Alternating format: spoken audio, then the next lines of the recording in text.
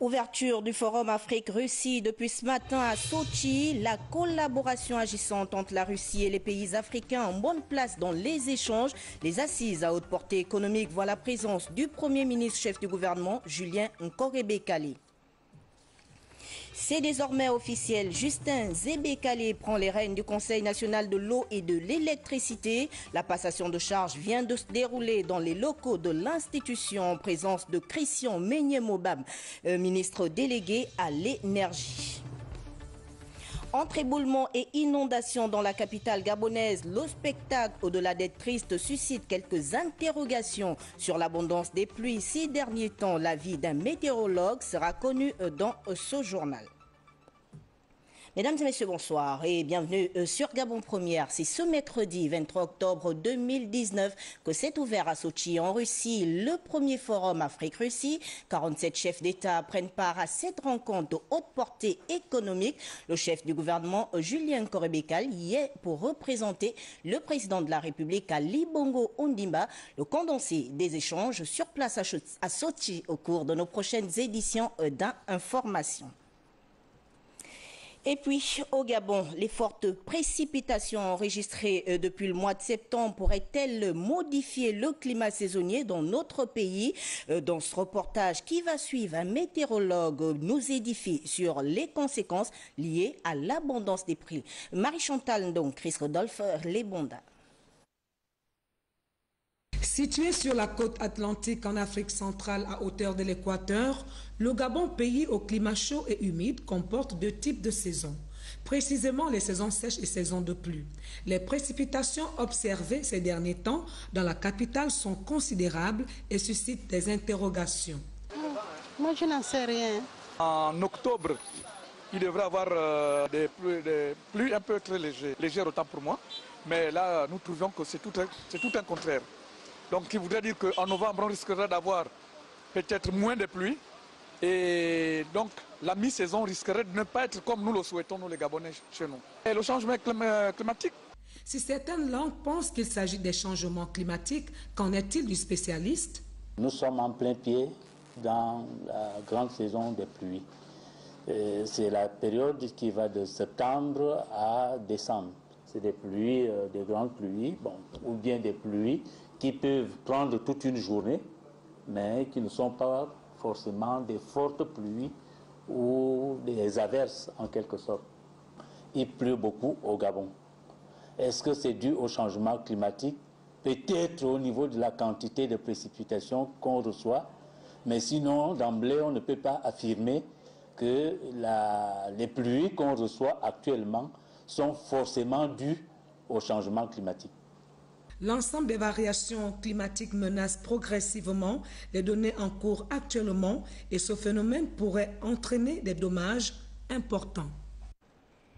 Les conséquences sont nombreuses. Dame pluie draine un cortège de débats. Les éboulements et inondations sont innommables dans la capitale gabonaise. C'est ce qui ressort du constat fait par Léa Bifane et Christ Rodolphe Lebonda. La capitale gabonaise sous l'emprise de la saison de pluie. Depuis le début du mois d'octobre, le quotidien des populations est rythmé par des fortes précipitations.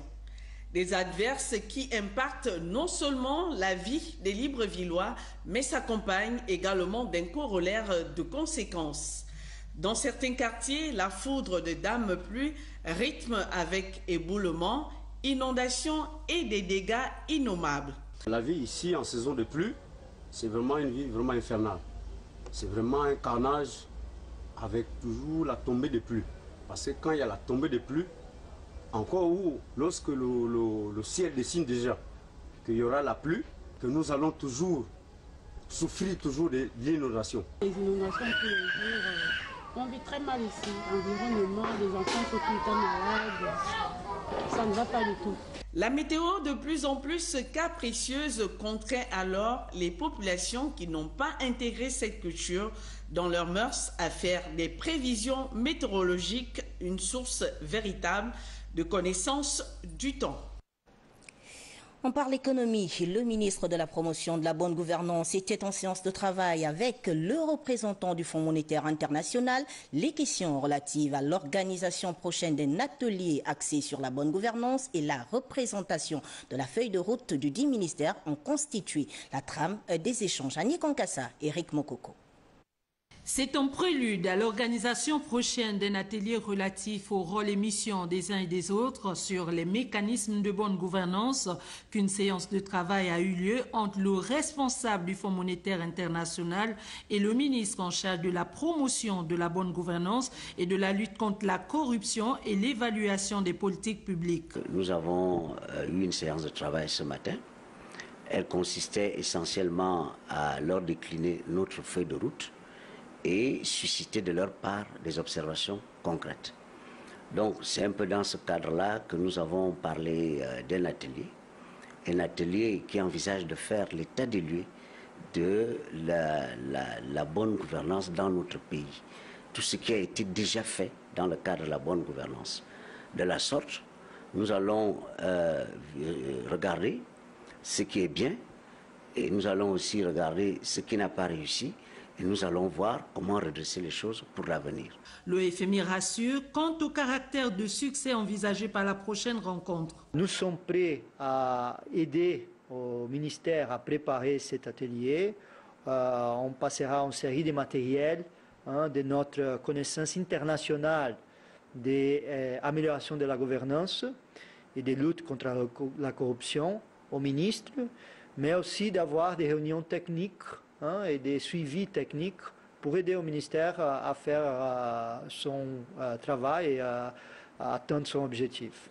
En vue d'identifier les partenaires, les outils et les critères de la bonne gouvernance, un état de lieu sera réalisé par les autorités de tutelle. De son côté, Justin Ndodangoy, ministre des Transports, a reçu à son cabinet de travail le nouveau directeur général de la CETRAG 2 mois après son installation. Luis Renato Lembordo Torres a tenu à présenter ses civilités au patron des transports. Tassiana Minko, Victor Mundunga. Première poignée de main entre le nouveau directeur général de la CETRAG, Luis Renato Lombardo Torres, et le ministre des Transports, Justin Ndodangoy, accompagné de son adjoint Christian Magny. Cette rencontre avait pour objectif de mettre en relief les attentes de l'État gabonais en matière de transport ferroviaire. Monsieur le ministre a prodigué des sages conseils à l'endroit de la CETRAG, notamment dans le cadre de la sécurisation de la voie ferroviaire, l'aboutissement des travaux qui sont en cours, parce que le gouvernement gabonais et le chef de l'État sont très regardants sur l'avancement de ces travaux. Il faut savoir que le chemin de fer traverse 5 des 9 provinces du Gabon et donc toute l'économie du Gabon repose à peu près sur la CETRAG. À la tête de la CETRAG depuis plus de 2 mois, Luis Renato Lombardo Torres ambitionne faire de la société d'exploitation du Transgabonais une référence en Afrique centrale. La CETRAG a besoin de faire une transformation pour faire vraiment un chemin de fer qui est compétitif, une référence en Afrique centrale, une référence en Afrique et après,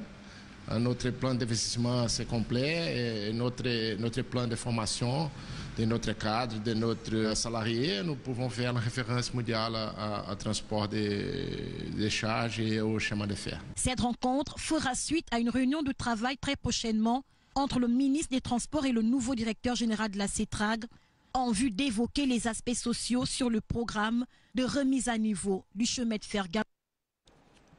Je vous l'ai dit en titre, c'est désormais Justin Zibikali qui prend les rênes du Conseil national de l'eau et de l'électricité.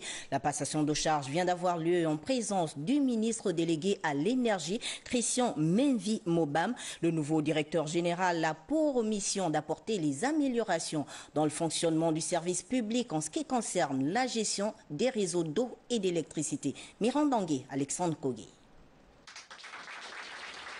Justin Zibikali, qui prend la tête du Conseil national de l'eau et de l'électricité, est diplômé en administration des affaires.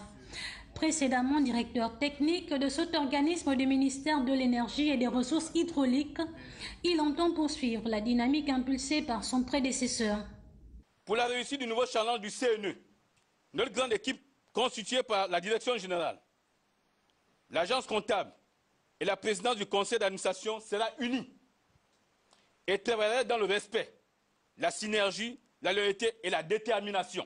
Mohamed Ali Saliou, directeur général sortant, compte plusieurs réalisations à son actif, dont le renforcement des capacités opérationnelles des équipes techniques, la création de 3 nouvelles représentations, la mise en place de l'opération Nuit Blanche qui a permis au CNE de réhabiliter à 72% l'éclairage public sur Libreville, Ovendo, Akanda, Toumékongo. Il y a eu des problèmes non réglés depuis 2 ans, 3 ans, 4 ans, 5 ans. On a réglé le problème. De l'extérieur, certains me sont dit, mais le CNE, qu'est-ce qui se passe? Ils ont reçu des subventions, des budgets. Vous le savez tous, non? On a juste fait travailler notre tête et utiliser une détermination à l'épreuve de tout obstacle. Plusieurs projets restent inachevés, mais la nouvelle direction générale entend améliorer les conditions de vie des Gabonais par le biais de l'éclairage public des bornes fontaines et la signalisation des feux tricolores. Le chef du département de la Société d'énergie et d'eau du Gabon vient de séjourner à Franceville, dans la province du Haut-Ogooué. Vous l'avez compris, il s'agit de l'actualité à l'intérieur du pays. Un séjour marqué par une séance de travail avec le maire de la commune, Joachim Lekogo. Jean-Romano Lubaluba, Fabrice Lebonda. Introduit au cabinet du maire de la commune de Franceville, Joachim Lekogo, par le directeur région Est Haut-Ogooué, Calvin Dong Obiang, l'entretien avec Serge Obiang, chef de département à la Société d'énergie et d'eau du Gabon, a surtout porté sur le compte rendu de sa mission dans le Haut-Ogooué. Il s'agit tout simplement d'une opération de contrôle de nos compteurs, parce qu'en ce moment, nous avons des soucis par rapport à la facturation de certains compteurs. Donc nous voulons savoir qu'est-ce qu'il en est. Est-ce que ces compteurs ont disparu ou ils sont cassés, ils sont bloqués. En fait, nous voulons vérifier la fiabilité de ces compteurs. L'audience s'est achevée par la signature du livre d'or de la mairie de Franceville. Les orientations municipales ont été utiles et appréciées à leur juste valeur durant l'entretien que le maire central Joachim Lekogo a eu avec cette délégation de la SEG en présence du premier adjoint au maire Norbert Mouyabi. Nous restons à Franceville, dans le Haut-Ogooué, précisément à Mwanda, où vient de se tenir une session ordinaire du conseil municipal. Les travaux étaient axés sur le vote du budget primitif 2019, précédé par l'approbation du compte administratif 2017. On retrouve Jacob Mukwangi et Méa Djaï.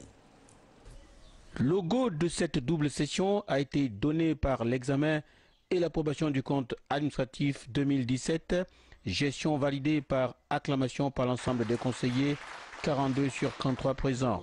Sous la coupole du président du conseil municipal de Mwanda, Bernard Malonda, ils se sont ensuite penchés sur l'enveloppe budgétaire 2019, exercice qui devait passer par d'âpres discussions, débats houleux mais en pointe de respect mutuel.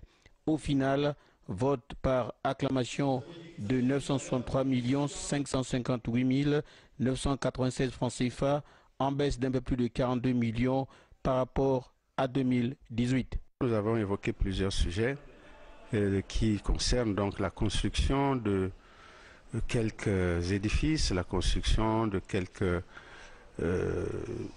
boxes dans le marché, les étals. Mais nous avons également parlé du déplacement des gares routières de la ville à la périphérie. Au terme de toute une journée de travail, les conseillers ont donné quitus à ces résultats. C'est un conseil municipal de très bonne facture. Les débats, les questions et les réponses qui ont été apportées ont été, je pense, à la hauteur des attentes de tous les conseillers. Les échanges ont été constructifs pour la ville de Mwanda, sauf que le budget il est un peu moins. On l'a voté, ça s'est bien passé. La tutelle était représentée par le préfet Émile Mo. Le gouverneur de l'Ogooué-Lolo, Marie-Françoise Dikomba, a tenu une importante réunion avec les agents de la main-d'œuvre non permanente, lesquels menacent de rentrer en grève à cause de nombreuses difficultés vécues au quotidien. Dieudonné Rongo, Constant Ndomba. Après le dépôt de leur préavis de grève à la direction provinciale du travail, les agents de la main-d'œuvre non permanente, réunis au sein d'un collectif baptisé Camol, ont sollicité l'arbitrage du gouverneur de la province de l'Ogooué-Lolo afin d'être édifiés sur le non-paiement des allocations familiales et la rentrée scolaire. Mise à jour des services de la CNSS. Qu'est-ce qu'on entend par mise à jour des services de la CNSS? C'est-à-dire que nous devons aujourd'hui savoir où se situent les agents les cotisations des agents de la main-d'œuvre. Nous demandons à ce point l'ORID. Désormais, au fait du préavis déposé par ces derniers, les assurances devaient de leur être données. Je suis là pour essayer autant que faire se peut d'apporter des réponses à vos interrogations qui sont tout à fait légitimes. Comme vous le savez aussi, je suis le gouverneur, mais je suis appuyé, accompagné par les experts et qui sont là pour me donner de la matière en ce qui concerne les problématiques qui se posent. Pour la Caisse nationale de sécurité sociale, le dossier qui aurait pu trouver satisfaction depuis le 2 octobre est en bonne voie de paiement. La direction générale actuelle a mis des bouchées doubles pour essayer de trouver solution à ce problème. Demain déjà, à partir de demain à la première heure, nous allons démarrer le paiement de ces différentes prestations. Rencontre riche en échanges a permis au numéro 1 de Logololo d'instruire les services compétents à solutionner toutes ces préoccupations afin que pour ces pères et mères de famille, demain soit meilleur qu'aujourd'hui. Dans votre 20h, le procureur de la République a publié ce soir un communiqué de presse. Olivier Nzaou fait le point sur l'enquête menée et annonce des poursuites contre Alexis Ndouna en fuite depuis le début de cette affaire. Nous l'écoutons. Il est au micro de Charles Obamondo et de Richard Mobiwa. Suite à la saisine, le 9 octobre 2019 par les parents de la jeune Wali, respectivement une conjonction sexuelle sur une mineure de moins de 18 ans, le parquet de la République pour le tribunal de première instance de Libreville a instruit le même jour la section Mœurs de la direction de sûreté urbaine afin de rechercher activement, interpeller et entendre le nommé Alexis Ndouna et autres. Et ce, conformément aux dispositions des articles 38, 40, 47, 48, 56, 57, 58, 59, 61 et 62 du nouveau Code de procédure pénale. Au terme de nos investigations, les nommés Alexis Ndouna, présentement en fuite, Abiagé Amanda alias Marla, également en fuite, Ngo Abiagé Adèle Aude, Nsenkoge Roxane Roline et Zoadeli Andem Loris ont été inculpés respectivement de proxénétisme, de viol sur mineur de moins de 18 ans et de mise en danger de la vie ou la santé d'autrui, infraction prévue et punie par les dispositions des articles 26, 383, 401, 404, 405 et 407 du nouveau Code pénal gabonais. D'autres complices respectivement au proxénétisme sont également placés sous mandat de dépôt. Sur le fondement des dispositions de l'article 43 du nouveau Code de procédure pénale, le ministère public a ouvert une information judiciaire. Un mandat d'arrêt international à l'encontre du nommé Alexis Ndouna a été requis. Ainsi, quel que soit le lieu où il se trouverait, les services d'Interpol sont saisis afin de nous ramener ce dernier, afin qu'il réponde de ses actes, car force doit y demeurer toujours à la loi. Je vous remercie. On parle éducation, séjour dans la province du Wellington pour l'inauguration du CS de Bolsoville. Le ministre de l'Éducation nationale a échangé avec les personnels de son département ministériel dans plusieurs localités du Septentrion. Le condensé avec Georges Kambila. De Mivou Bitam, en passant par Oyem et Minzik, les élèves, le corps enseignant et l'administration se sont mobilisés pour accueillir les deux responsables du ministère de l'Éducation nationale.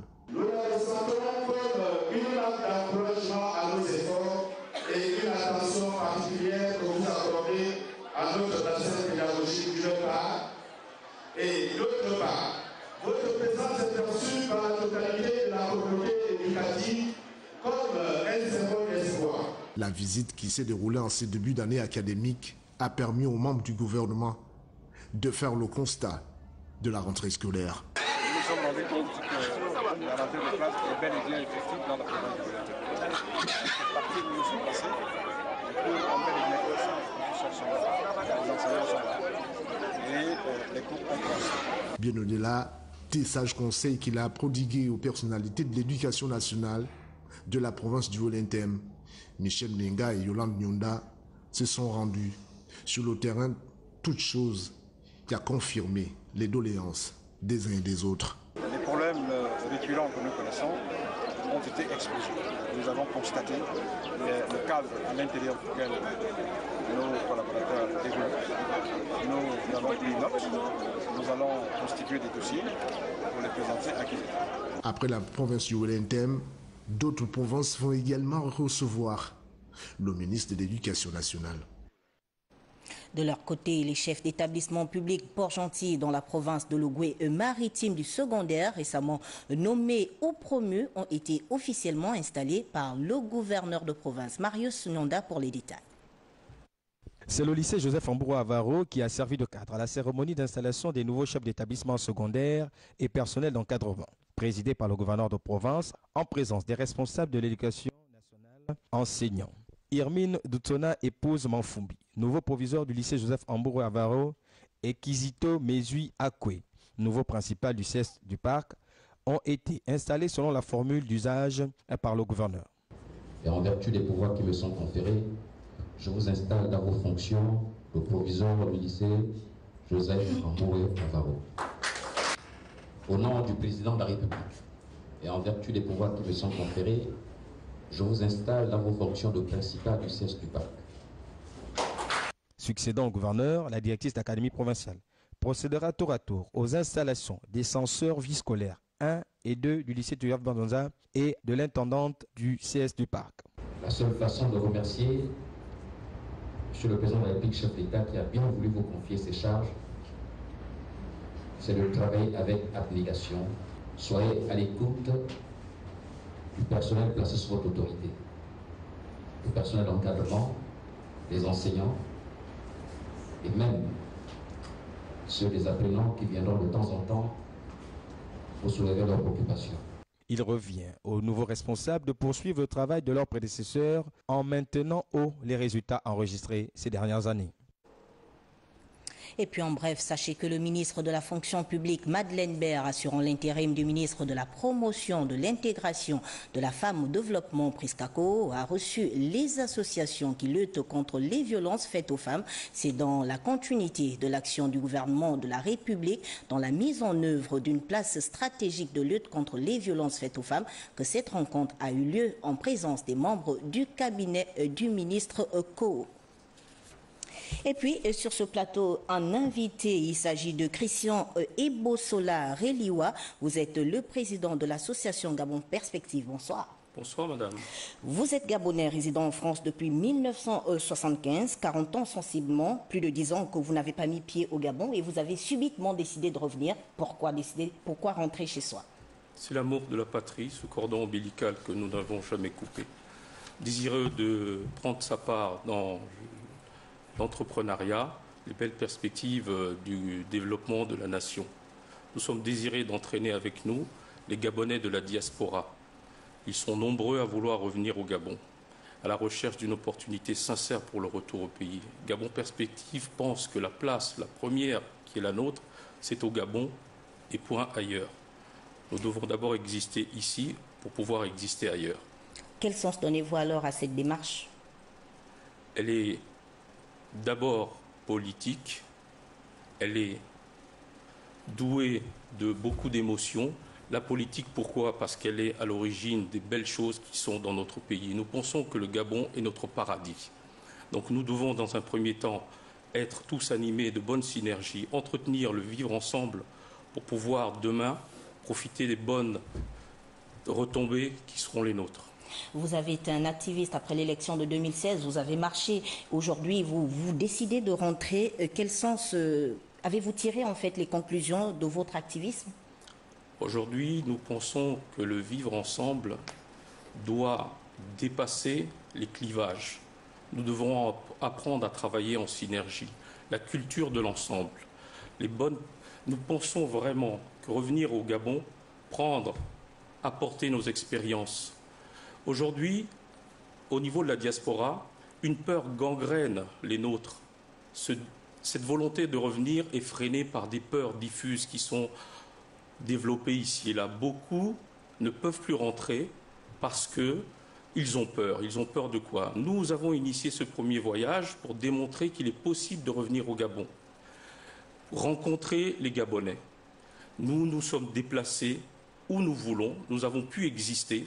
C'est cela que nous voulons démontrer. Nous avons un deuxième volet qui sera nous entretenir avec les autorités compétentes pour pouvoir mettre en place des plateformes de travail pour le retour de ces Gabonais. Peut-on comprendre que 2016 est définitivement derrière vous?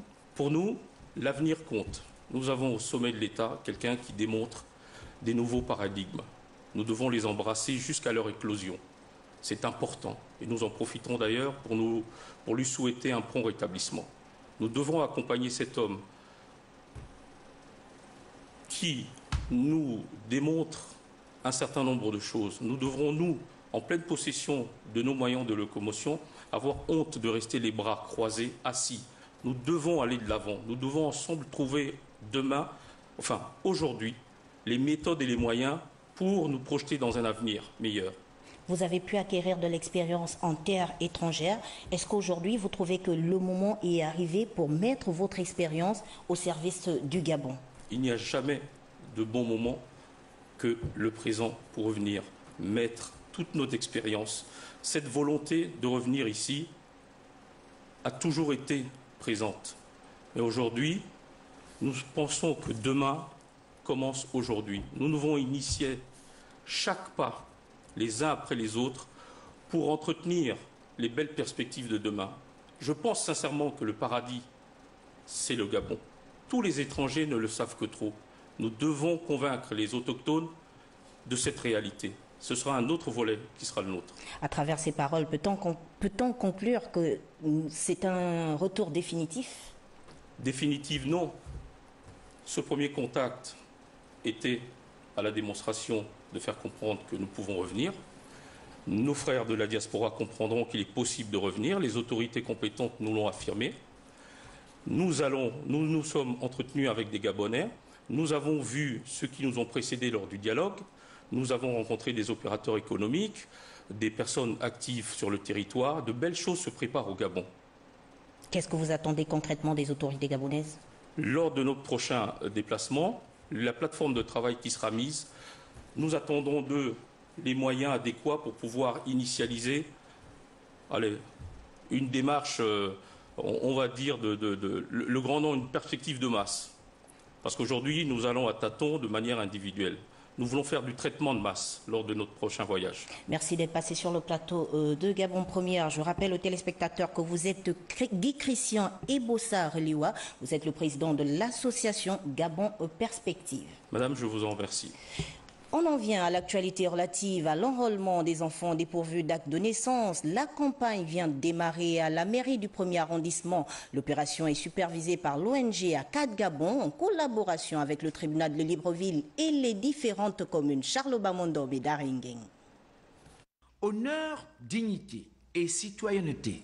C'est tout le sens de cette campagne d'enrôlement lancée par l'ONG ACAD Gabon en collaboration avec les autorités judiciaires et communales de Libreville, une opération salvatrice pour ces enfants âgés de 0 à 18 ans et qui y trouveront certainement un véritable sésame en vue de leur insertion dans la vie active. Il s'agit d'initier des procédures en jugement supplétif pour les enfants qui n'ont pas d'acte de naissance. Et cette opération que nous avons entamée depuis 2013, à ce jour, nous comptons près de 13 642 jugements déjà rendus. Et nous espérons, avec la bonne volonté et la bonne collaboration des autorités en la matière, que les enfants du 1er arrondissement pourront trouver un avenir radieux. La mairie du 1er arrondissement, à la suite de cette de Bikele, qui accueille à son tour cette opération, a invité ses administrés à y adhérer massivement. Nous lançons cette campagne pour cadrer avec la vision du président de la République, chef de l'État, son Excellence Ali Bongo Ondimba, qui met l'homme au centre du développement. Cette campagne va s'étendre pendant 1 mois. Et nous demandons aux populations du 1er arrondissement, de la commune de Libreville, de prendre part à cette campagne, qui est une opportunité qui ne se présentera pas peut-être 2 fois. Les intéressés doivent suivre une certaine procédure qui exige d'eux la fourniture de bon nombre de documents afin d'éliminer toute possibilité de fraude. Et pendant ce temps, un atelier de renforcement de capacité des membres des sous-comités de l'Assemblée nationale et du Sénat pour la protection des droits de l'enfant au Gabon vient d'avoir lieu. Les travaux étaient dirigés par Lucien Aoré au Gualanga, en lieu et place du président de cette institution, Priska Nkama.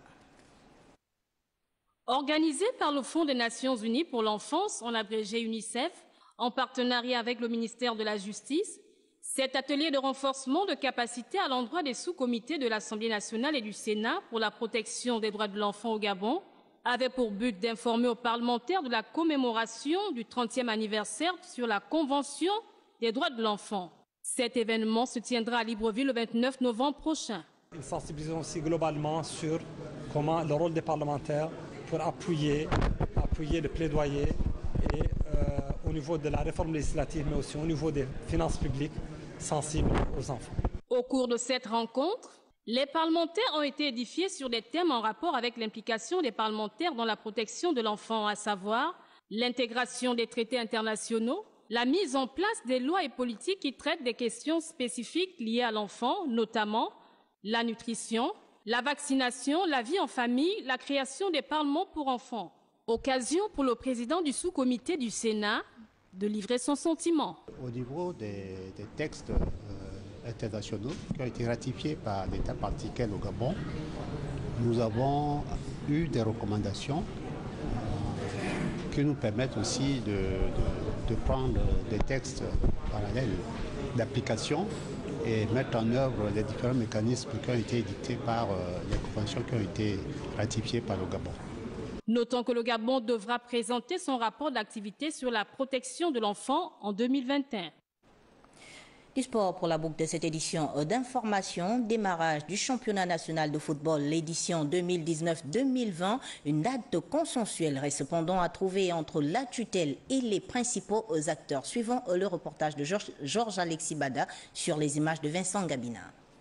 Si les résultats engrangés par les Panthères du Gabon en 2 matchs amicaux peuvent donner du baume au cœur aux férus du ballon rond, avec la touche du sélectionneur Patrice Neveu, il reste que la compétition domestique, l'arbre qui cache la forêt, qui n'a relevé qu'un seul joueur sélectionné, en l'occurrence Donald Nzé de Pélican, avec en prime toujours la non-maîtrise du calendrier du championnat national. Sa date de reprise reste incertaine, mais les acteurs majeurs du football posent des préalables. Nous avions rencontré M. le ministre pour discuter et élaguer un certain nombre de préoccupations qui sont, à notre avis, indispensables pour le bon déroulement du championnat national de football. Nous voulons commencer un championnat national de football crédible et qui ne s'arrête pas à mi-parcours. Le président de l'association des clubs D1 et D2 reste dubitatif sur cette date fictive.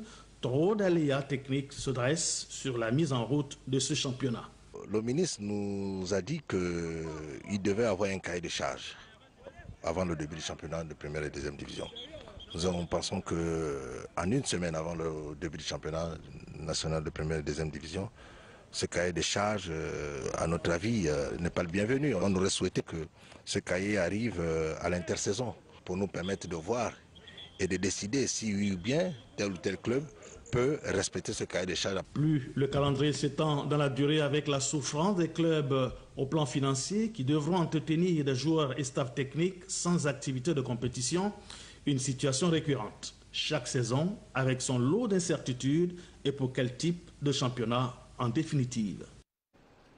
Voilà, c'est sur cet élément sportif que nous mettons un terme à cette édition d'information. L'actualité se poursuit sur Gabon Première, 23h. Retrouvez Cabrel Guilain les mamies. Moi, je vous dis à demain lorsqu'il sera 20h, s'il plaît à Dieu.